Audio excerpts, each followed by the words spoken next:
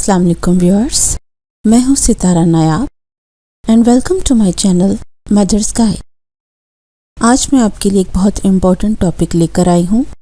इस वीडियो में मैं आपको जो बताने जा रही हूँ वो आप लोग के लिए इन्फॉर्मेशन बहुत ज़रूरी है, क्योंकि कई बार ऐसे होता है कि अगर आपको सडन डॉक्टर सिजेरियन का या सी सेक्शन का कह दे तो आप लोग वरीड हो जाते हैं और समझते हैं कि डॉक्टर शायद पैसे बना रही है या कोई उनको मिसअंडरस्टैंडिंग हुई है। तो मैं आपको वो तमाम रीज़न्स बताना चाहती हूँ जिसकी वजह से ऑपरेशन हो सकता है। तो let's start with the topic 26 reasons of caesarean delivery, यानी ऑपरेशन से बच्चा होने की 26 वजूहात। सबसे पहले आपको पता होना चाहिए कि सिजेरियन डिलीवरी होती क्या है, यानी कि ऑपरेशन से बच्चा कैसे होता है। तो अगर बच्चा नॉर्मल जो बर्थ होती है वो वेजाइनल तरीके से होती है, लेकिन अगर वेजाइना से बच्चा नहीं डिलीवर हो सकता तो उसके लिए फिर पेट को कट करना पड़ता है और फिर यूट्रस को कट करना पड़ता है और फिर बेबी को बाहर निकालना पड़ता है। तो इसकी जो रीज़न्स में है, तो वेरी फर्स्ट रीज़न है नैरो पेल्विक बोन, यानी कि कूल्हों की हड्डी छोटी हो। अगर आप फिज़िकली बहुत स्लिम एंड स्मार्ट हैं और आपकी जो पेल्विक बोन है वो इतनी नहीं स्प्रेड कर सकती कि एक नॉर्मल डिलीवरी हो जाए, तो डॉक्टर आपकी बोन का साइज़ लेकर आपको पहले ही बता देती है कि आप नॉर्मल बच्चा डिलीवर नहीं कर सकती। सेकंड जो रीज़न होता है वो शॉर्ट हार्टेड मॉम है, यानी कि माँ का कद अगर एक्सेप्शनली छोटा हो तो बच्चे को इतनी जगह नहीं मिलती और वो एक प्रॉपर तरीके से नॉर्मल डिलीवरी नहीं कर पाती। इसके लिए भी आपके लिए ज़रूरी है कि आपको पता हो कि आपका सिजेरियन हो सकता है।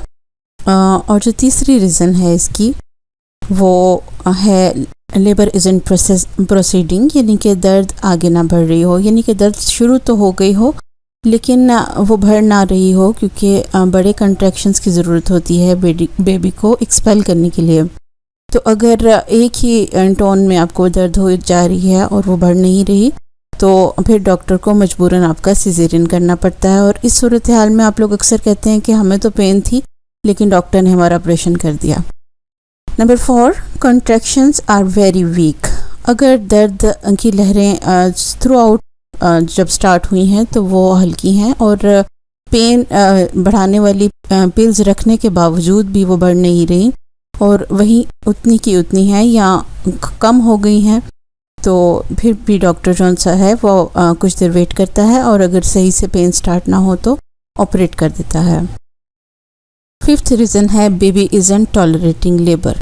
कई दफ़ा आपका बच्चा इतना हेल्दी नहीं होता और वो ये सारी कॉन्ट्रैक्शंस और ये प्रोसेस को बर्दाश्त नहीं कर सकता और उसकी हार्ट बीट रुकना शुरू हो जाती है या उसको ऑक्सीजन की सप्लाई रुक जाती है। तो ऐसी इमरजेंसी केस में आपका ऑपरेशन हो जाता है। तो इस सूरत हाल में भी आप लोग अक्सर कंप्लेन करते हैं कि सब कुछ ठीक था लेकिन एकदम डॉक्टर ने हमें ऑपरेशन का कह दिया। और सबसे कॉमन रीज़न जो हर दूसरा बंदा जानता है कि बेबी इज़ ब्रीच और साइडवाइज, यानी कि या तो बच्चा उल्टा हो, उल्टा का मतलब ये है कि सर ऊपर की तरफ हो और टांगे नीचे की तरफ हो, या आधे दादा हो, जैसे कि इस तस्वीर में आप देख सकते हैं साइड वाइज बेबी पड़ा है। इन दोनों सूरत हाल में नॉर्मल बर्थ नामुमकिन होती है और सिजेरियन करना पड़ता है।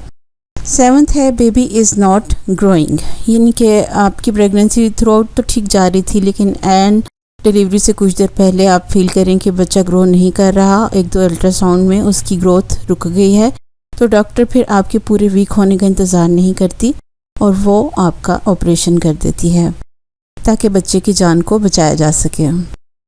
नेक्स्ट है बेबीज़ आर मल्टीपल, यानी कि अगर आप जुड़वा बच्चे कैरी कर रही हैं तो ऑब्वियसली ज़रूरी नहीं कि दोनों बच्चों की पोजीशन बिल्कुल ठीक हो और दोनों बच्चे नॉर्मल तरीके से डिलीवर हो जाएं।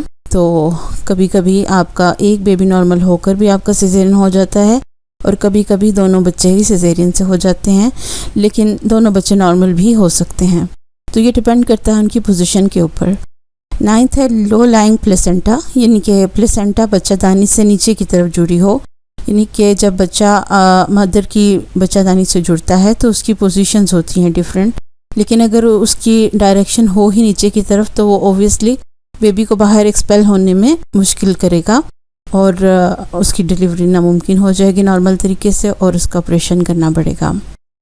नेक्स्ट है प्लेसेंटा डिटैचेस। अब ये प्लेसेंटा डिटैचेस क्या है कि प्लेसेंटा बच्चादानी से अलग हो जाए। तो अगर जो प्लेसेंटा है वो इस मुकाम से हट गया है जहाँ से माँ के साथ जुड़ा था, तो एकदम से बच्चे को ऑक्सीजन की सप्लाई रुक जाती है और उसके लिए मुश्किल पैदा हो जाती है। इस सूरत हाल में डॉक्टर को फ़ौरन ऑपरेशन करना पड़ता है।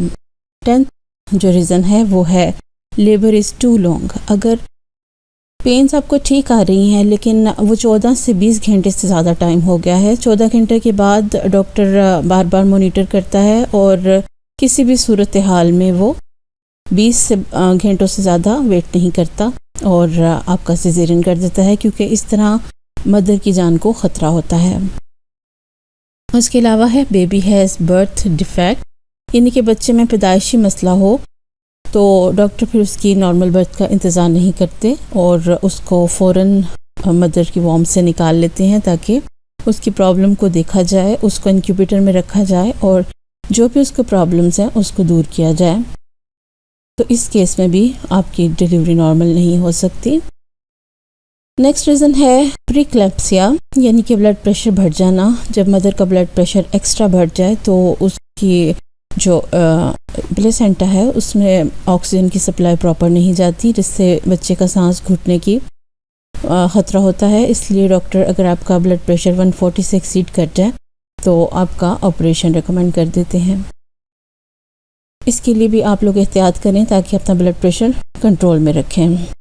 गेस्टेशनल डायबिटीज़ यानी कि वक्ती ज़ियाबतस, अगर आपको वक्ती ज़ियाबतस की प्रॉब्लम हो गई है तो भी आपके लिए नॉर्मल डिलीवरी मुश्किल हो जाएगी।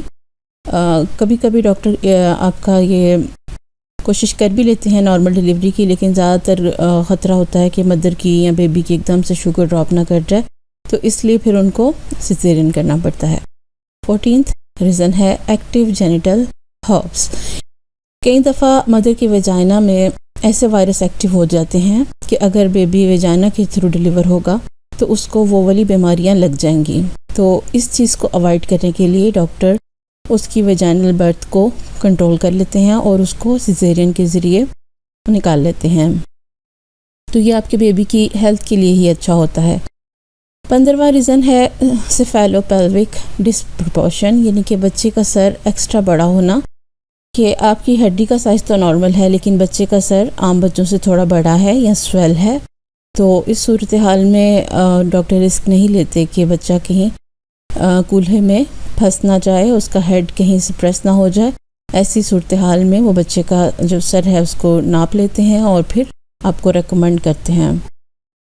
नेक्स्ट रीज़न है कि रिपीट सिजेरियन, कि अगर आपका पहले से भी सिजेरियन हुआ हो तो फिर डॉक्टर आपको रिकमेंड कर देते हैं कि हमने ख़तरा मोल नहीं लेना, क्योंकि नॉर्मल डिलीवरी में ख़तरा होता है कि जहाँ पहले ऑपरेशन हुआ है वहाँ से टांके टूट ना जाएं या स्किन कहीं वहाँ से रप्चर ना हो जाए। तो इस सूरत हाल में डॉक्टर अगर आपके नेक्स्ट बेबी में फासला कम हो तो फिर आपका वो सिजेरियन ही कर देते हैं। Failure to progress in labour, दर्द होते होते रुक जाना या हल्की हो जाना। तो कई दफ़ा नॉर्मल पेन्स आते आते एकदम से दर्द रुक जाती है और आपको फील नहीं होती, या गैप बहुत ज़्यादा दर्दों में बढ़ जाता है, देर बाद आपको पेन होती है। तो इस सूरत हाल में भी डॉक्टर को आपका ऑपरेशन करना पड़ता है, क्योंकि इस तरह बच्चे की जान को ख़तरा होता है। कोड प्रोलैप्स, यानी कि प्लेसेंटा का पहले बाहर आ जाना। तो अगर नॉर्मल डिलीवरी से पहले अगर बच्चे का हेड बाहर आने से पहले प्लेसेंटा बाहर आ जाए तो वो एक जब मर्जी डिटैच हो सकता है और उसकी नॉर्मल जो कॉन्ट्रैक्शन है उसको प्रोसेस को ख़राब कर देता है और बच्चे की जान को ख़तरा होता है। इसलिए अगर पहले बाहर आ जाए प्लेसेंटा तो डॉक्टर फ़ौरन रिकमेंड कर देते हैं ऑपरेशन का। यूटेराइन रप्चर, यानी बच्चादानी का फट जाना। तो अक्सर केसेस में ऐसे होता है कि मदर्स की बच्चादानी वीक होती है, बच्चा ज़्यादा हेल्दी होता है और वो रप्चर कर देता है और ये एक बहुत टिपिकल केस हो जाता है। इसके लिए फ़ौरन ऑपरेशन रिकमेंड कर देते हैं। नेक्स्ट जो रीज़न है वो है प्लेसेंटल अब्रप्शन। कई दफ़ा बच्चा जहाँ से अटैच होता है माँ के साथ वो वाले पॉइंट में इंजरी हो जाती है, या कोई टूल लग सकता है, या कोई वैसे उसमें कोई प्रॉब्लम हो सकती है जिसकी वजह से ब्लीडिंग स्टार्ट हो जाए, तो ऐसी सूरत हाल में भी जो ऑपरेशन है वो रिकमेंड कर देते हैं। जो नेक्स्ट रीज़न है वो है सडन शॉक और एक्सीडेंट, यानी कि सब कुछ ठीक जा रहा हो लेकिन अगर मदर को एकदम से कोई सदमा पेश आ जाए या कोई हादसा हो जाए तो उस सूरत हाल में फिर फौरी तौर पर ऑपरेशन के ज़रिए डिलीवरी कराई जाती है ताकि माँ और बच्चे दोनों को बचाया जा सके। तो ये एक क्रिटिकल सिचुएशन होती है। नेक्स्ट जो रीज़न है वो है mother is suffering high temperature. अगर माँ को कोई ऐसी बीमारी हो गई है, फॉर एग्ज़ाम्पल जॉन्डस या टाइफाइड या इस किस्म का कोई भी हाई टेम्परेचर बुखार हो जाए तो बच्चे की हार्ट बीट बहुत ज़्यादा एक्सीड कर जाती है और इस तरह उसकी डेथ हो सकती है। इसलिए अगर माँ का टेम्परेचर कंट्रोल में ना आए तो भी बेबी का के लिए ज़रूरी हो जाता है कि डॉक्टर इसको सी सेक्शन के ज़रिए बाहर निकालें। 23rd रीज़न है placenta wrap neck of baby, यानी कि प्लेसेंटा बच्चे के गले के गिर्द घूम जाए। कई दफ़ा ऐसी लोकेशन हो जाती है प्लेसेंटा की बच्चे की मूवमेंट में या कि बाहर निकलने के प्रोसेस में कि प्लेसेंटा उसकी नेक के गिर्द राउंड हो जाता है और अगर उसको वो बाहर की तरफ पुल करें तो जो बेबी का सांस है वो घुट सकता है। इस रीज़न में भी ऑपरेशन ही रिकमेंड किया जाता है। 24th रीज़न है कि sudden no movement of baby. कई दफ़ा आपकी एकदम से बेली में बच्चे की मूवमेंट रुक जाती है और वो इस चीज़ का साइन होता है कि बेबी इज़ नॉट वर्किंग और नॉट इन गुड कंडीशन, और इस सूरत हाल में भी ज़रूरी हो जाता है कि आपके बेबी को फौरी तौर पे वॉर्म से बाहर निकाला जाए और उसको इंक्यूबेटर में रख कर उसको नॉर्मल किया जाए। No labour even after 40 weeks. कई दफ़ा सब कुछ ठीक होता है, कोई प्रॉब्लम नहीं होती, लेकिन आपको लेबर स्टार्ट ही नहीं होती और डॉक्टर 40 वीक तक इंतज़ार करता है, लेकिन अगर उसके बाद भी ये ना हो स्टार्ट तो फिर आपका ऑपरेशन ही करना पड़ता है। मदर इज़ टू यंग, यानी कि कई दफ़ा बहुत छोटी उम्र में फ़ीमेल प्रेग्नेंट हो जाती है। उस वक्त उसकी माँ की जान को ख़तरा होता है और वो इतनी ज़्यादा पेन बर्दाश्त नहीं कर सकती। इस सूरत हाल में भी डॉक्टर को सिजेरियन ही रिकमेंड करना पड़ता है। तो ये थी वो तमाम रीज़न जिसकी वजह से ऑपरेशन हो सकता है। अगर आप इसमें से कुछ भी सफ़र कर रही हैं तो आपको पता होना चाहिए कि आपके साथ क्या होने वाला है और इसको आप परेशानी के तौर पे ना लिया करें, बल्कि ये एक सलूशन है फीमेल्स के लिए जो उनके बच्चे को भी सेफ़ रखता है और फीमेल को भी गुड कंडीशन में रखता है। अगर आपको ये वीडियो पसंद आई हो तो हमारे चैनल को सब्सक्राइब कीजिए और साथ जो बेल बटन आइकन है उसको भी प्रेस कीजिए ताकि नई आने वाली वीडियोस की नोटिफिकेशंस आपको आते रहें। और अगर आप किसी और टॉपिक के ऊपर हमारे से गाइडेंस चाहते हैं तो आप हमें कमेंट्स के ज़रिए वो टॉपिक रेकमेंड करें या फेसबुक के पेज के इनबॉक्स के ज़रिए आप हमें कोई नया टॉपिक्स चूज़ करके बता सकते हैं। नई वीडियो आने तक अपना ख्याल रखिए। अल्लाह हाफिज़।